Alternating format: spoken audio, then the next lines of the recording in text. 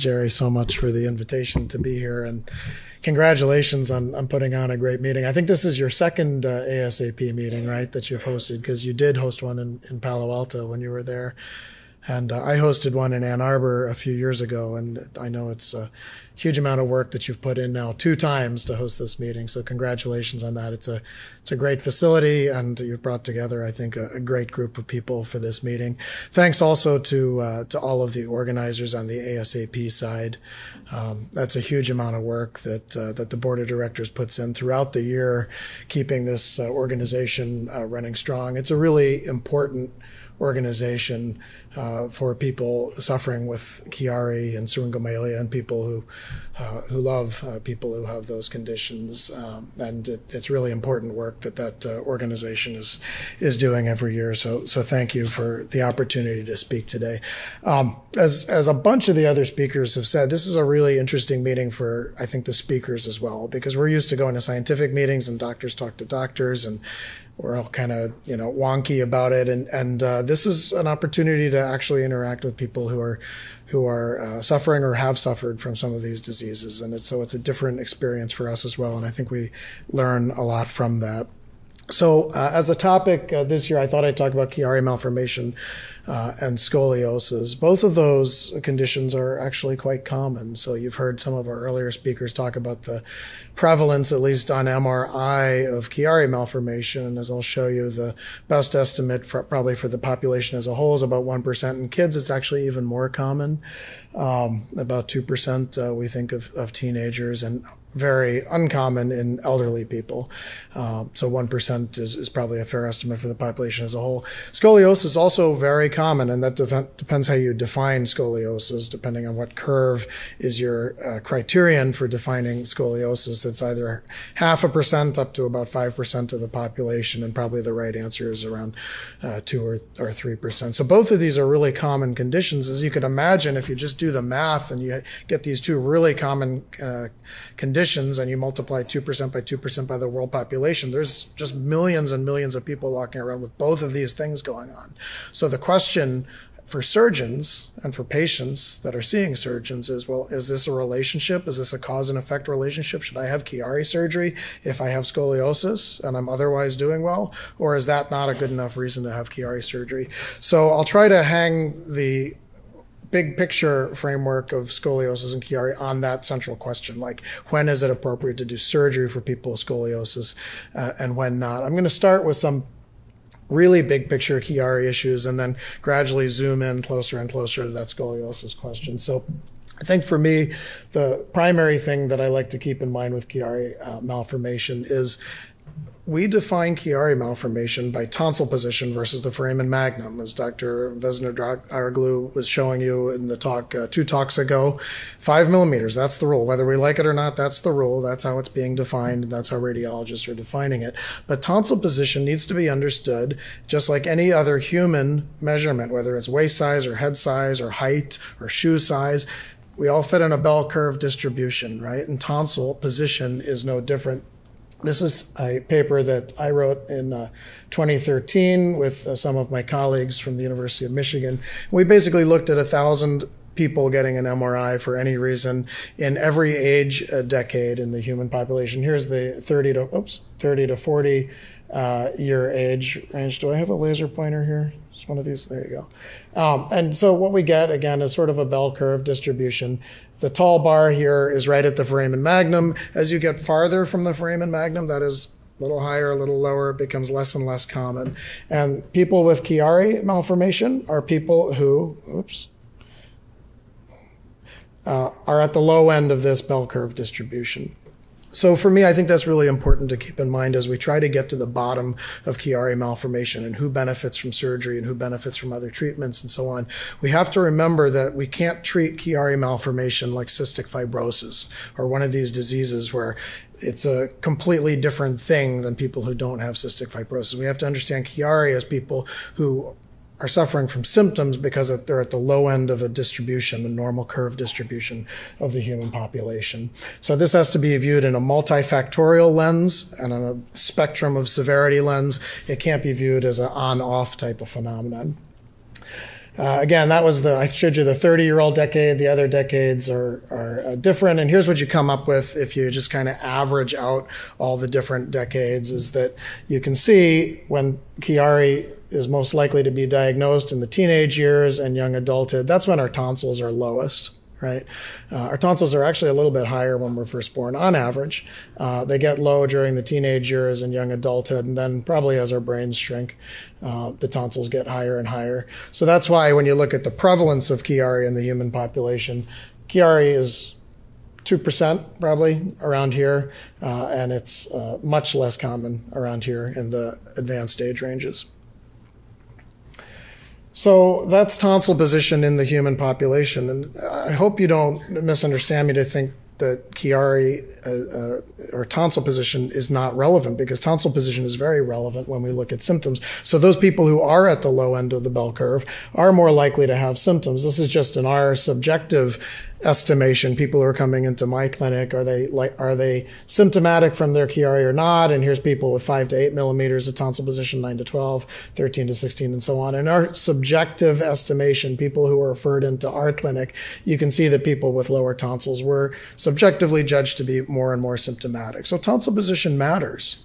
It's just not an all or nothing phenomenon. Same thing when you look at tonsil position versus who has syringomyelia. Again, tonsil position matters. The increasingly low tonsil position as you go from left to right on this graph. The blue bars do not have syringomyelia. The red bars do have syringomyelia. You can see most people don't have syringomyelia, but as you get lower and lower tonsil position, you're more and more likely as a percentage of all those patients to have syringomyelia at the time of your presentation. So again, tonsil position matters. I have some natural history slides that I'm going to skip because Dr. Grant has prepared a really nice natural history lecture that you're going to hear tomorrow. So he'll probably cover some of this ground. So just to conclude the tonsil position part of this talk, I don't consider 5 millimeters a cut point with definite pathological implications, right? This is not CF. This is not one of those diseases where you have abnormal people on one side of the cut point and normal people on the other side of the cut point. It's not that simple. 5 millimeters, the low end of a normal distribution that may be associated with symptoms in some individuals. The lower the tonsil position, the more likely to have symptoms, and the lower the tonsil position, the more likely to have a syrinx. And age matters. And you notice I try to say tonsil position, by the way, rather than tonsil herniation or tonsil ectopia. Herniation and ectopia are judgment terms, and tonsil position, I think, is more of a neutral word. So surgery for Chiari. Who gets surgery for Chiari? Well, there's different factors we take into account. MRI appearance, symptoms, whether or not there's a syrinx, and then the main point of this talk is going to be the last one, scoliosis. When is that a factor for people who get Chiari surgery? Well, can MRI appearance help us? I just told you that tonsil position is not the be-all and end-all. What about other measurements? Well, here's an article I wrote a few years ago with one of our residents who was really good at computer coding. So we looked at all of these lines that we could draw on the posterior fossa, and we said, okay, forget about tonsil position. Let's get 100 classically symptomatic. Yeah, Dr. Keating knows this person from residency. I see him smiling. So 100 classically symptomatic Chiari patients and 100 classically asymptomatic Chiari patients. And we divided up these groups in two, and then we did some computer machine learning, kind of a primitive AI with Dr. Kalsa there, the first author. And he wrote this program and he spat out this kind of formula, and it said this is 100% predictive of symptomatic Chiari based on MRI. I thought, wow, this is fantastic. This is like the holy grail if we have an MRI that's going to tell us when to do surgery and when not to do surgery. But then we ran that formula on a new group of 200 patients, and it was worthless. So just to keep in mind, once a year, I feel like somebody writes this paper where they said, this is it. It's this measurement that matters. It doesn't count unless they've tested it on a completely new group of people. You can't test it on the same group that the machine is learning from, right? So important as we're all stepping into this brave new AI world to keep that in mind.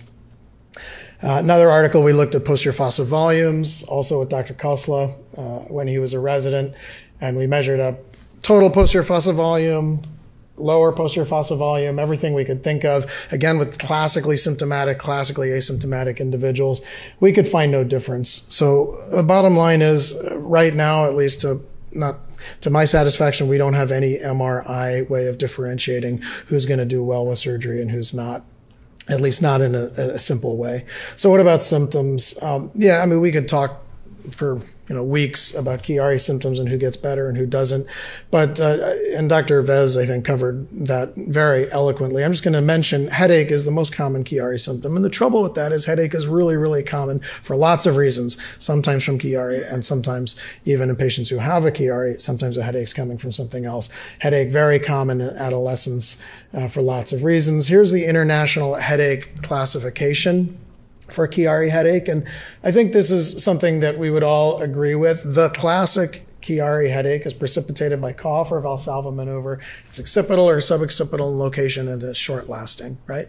Nobody, at least I shouldn't say nobody, very few patients fit perfectly into that box, right? But that's the perfect box to be in. And when people come into the clinic, they describe their headaches like that, we say, okay, we can fix that. Like almost 100%, we can fix that. The farther you get away from that definition, probably the less and less likely we are to be able to fix that with an operation.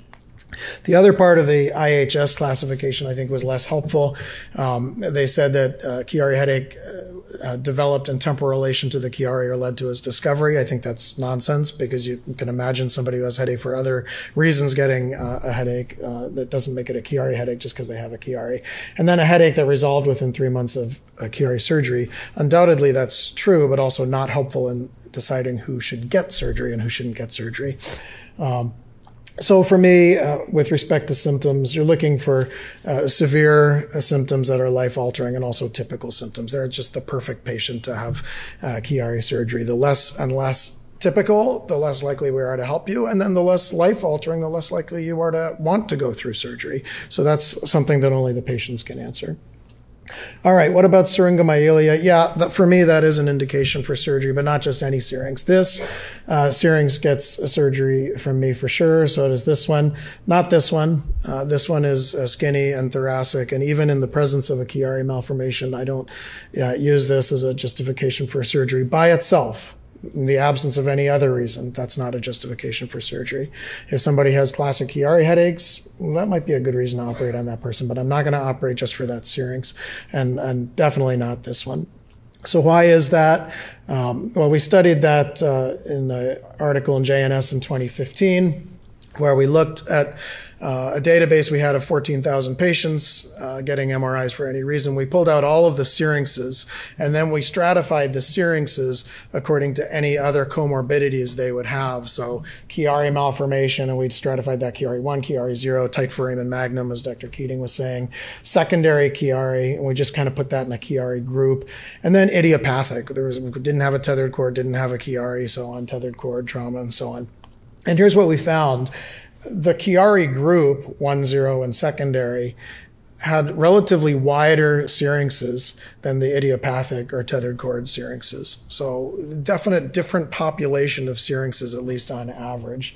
And then same thing when we looked at the position relative to the foramen magnum. Obviously, there's a top end and a bottom end. But when we look at where the top end of these syrinxes are, again, different groups. The Chiari group had very high syrinxes, so cervical syrinxes. They're close to the foramen magnum.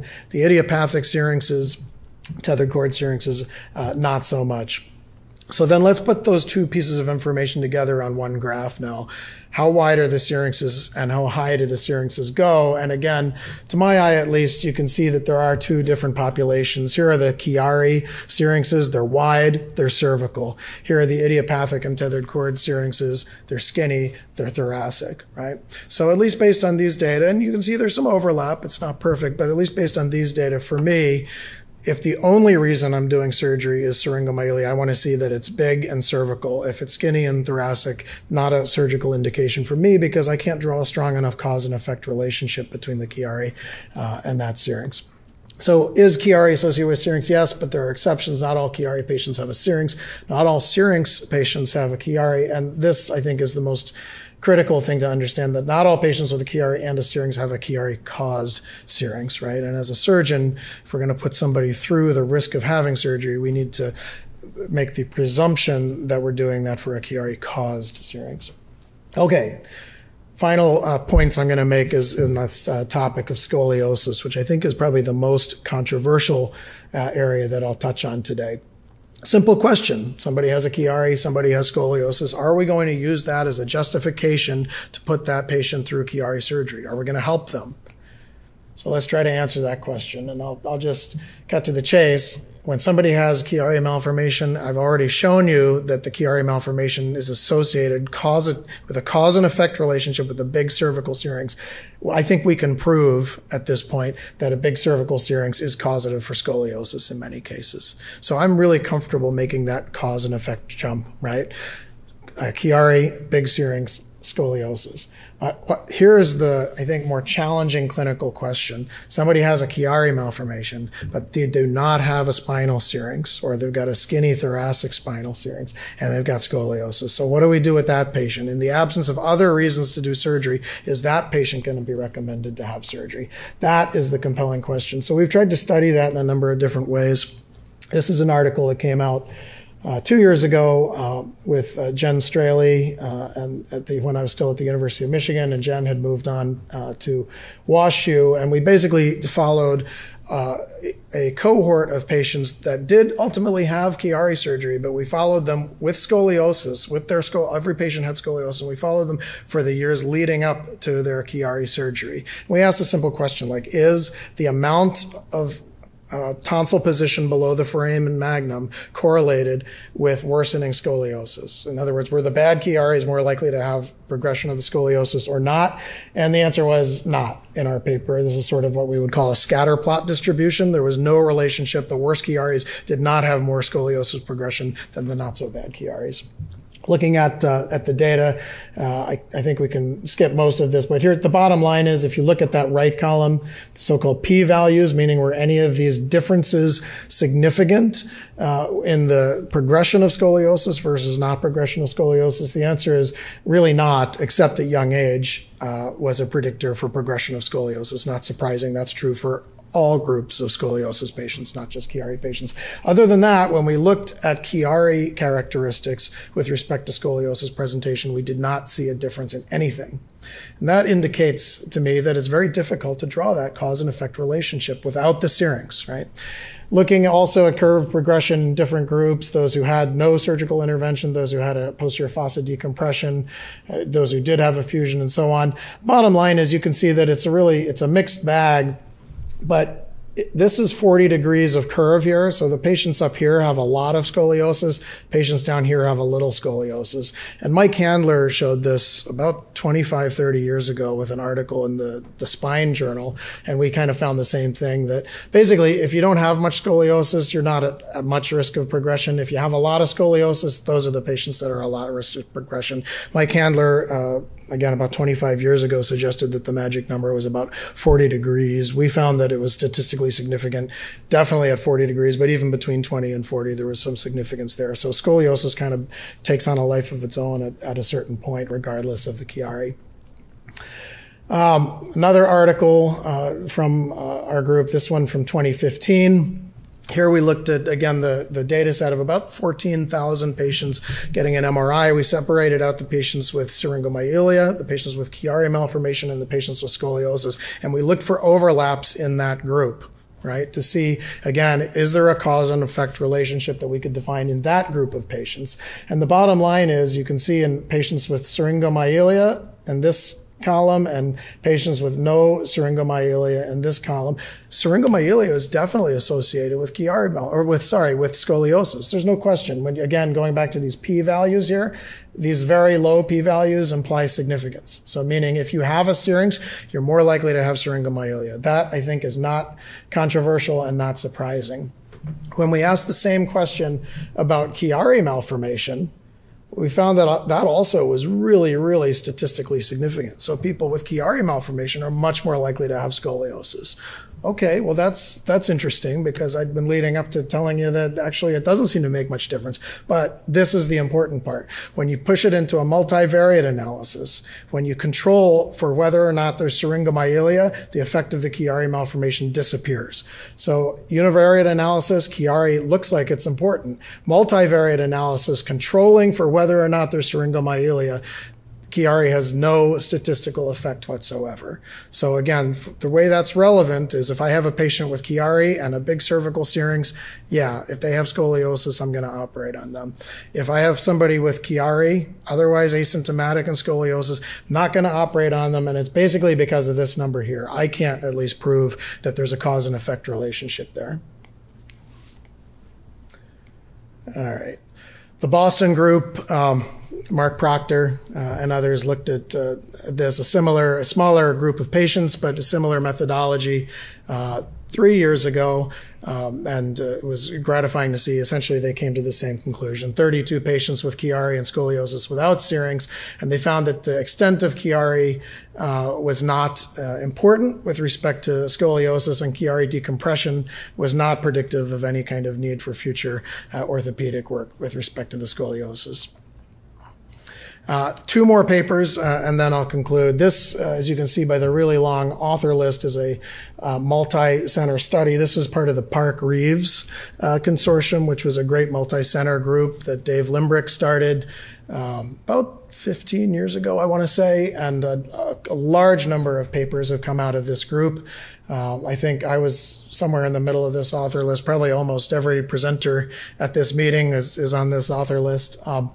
But the bottom line is, now that they've done some secondary analysis of their large data set of 875 or so Chiari patients, they're looking at some questions of scoliosis. And in this article that came out just this last year, they did find that patients who had a duroplasty were less likely to have scoliosis progression than those who didn't have a duroplasty. I think that's interesting, because they had earlier found that duroplasty is superior to non-duroplasty with respect to symptom relief as well. But critically, all of these patients had syringomyelia. So again, they're showing that there's a relationship between Chiari and scoliosis, but only in patients with syringomyelia. They're not saying anything about the non-syrinx group. And then final paper, I'll show you again, another Park-Reeves study. Again, 875 patients, everybody has Chiari, everybody has syringomyelia. And you can see that the distribution between scoliosis and no scoliosis is all over the place. And I think that's interesting, because you have some really, really skinny syrinxes here, including those with scoliosis. And I've seen that phenomenon. I'm sure a lot of the other practitioners here have seen that phenomenon as well, where sometimes you get these really skinny syrinxes at the apex of the scoliosis curve in the thoracic spine. And again, drawing the cause and effect relationship between that and Chiari, I think is very difficult to do. So again, just to conclude, Chiari malformation, big syrinx, scoliosis, yeah, I'm giving all of that a green arrow. That makes sense to me. I think there's really strong data with cause and effect relationships there. They get surgery. For this one, that gets a no for me. I don't think that the data exists right now to justify doing Chiari surgery for scoliosis, if that's the only reason you're doing the Chiari surgery. The skinny thoracic syrinx and the absence of Chiari malformation, we see that all the time. I think that's actually caused by the scoliosis as much as anything, and certainly not something that I would ever recommend to do anything about with respect to the spinal cord. Now, whether or not they need scoliosis surgery is a different question. And again, that gets back to the data I showed you with the relationship between Chiari, syringomyelia, and scoliosis. And again, my contention is that in those patients, it's just as likely that the scoliosis is actually causing the skinny thoracic syrinx at the apex of the curve. Here again, that's our data, the different types of syrinx. Yep. And yeah, I'll just leave you with that. So 3 surgical indications for Chiari for me. Anatomic findings of Chiari with severe and classic headache, typical symptoms. Anatomic findings of a Chiari with a large cervical syrinx. And then scoliosis, but if and only if there's an associated Chiari and a large cervical syrinx, not for the skinny thoracic ones. And so thank you. I appreciate the opportunity to speak to you all today.